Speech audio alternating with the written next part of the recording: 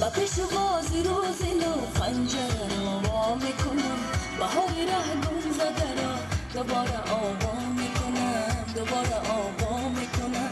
فرق برای برگ تازه بیرشمی، برای چشمهای تو حکایه انشا میکنم، حکایه انشا میکنم، حکایه انشا میکنم.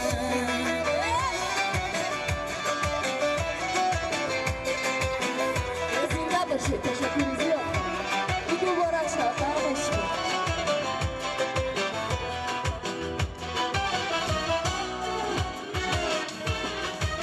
خدا کنه که هر دوران دوست یا غزل شوی، کاسه نلخی بشکنی شیرین تر از عسل شوی.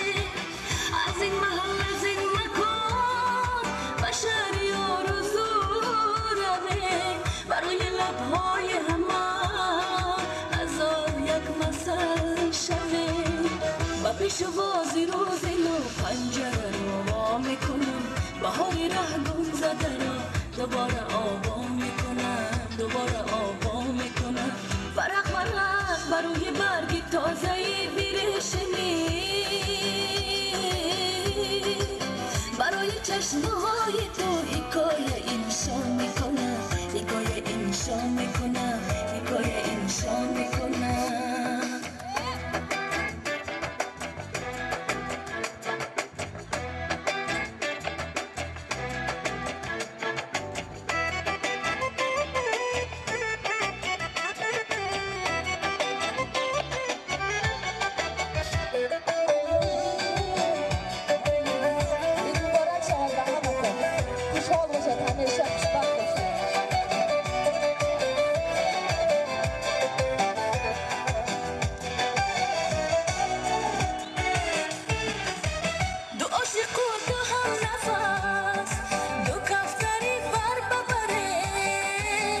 خشکی های باغی دل پیامی نستر بره، بهاری ره گم زده را به کوچه ها بیاوره، به دست یادا بیار جدایی ها رو بسپره.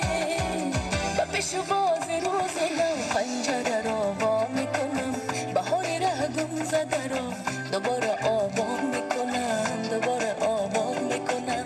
فرق برای برگ تازه بیرشمی، برای چشمهای تو حکایه انشا میکنم، حکایه انشا میکنم، حکایه انشا میکنم. تشکر زیاد.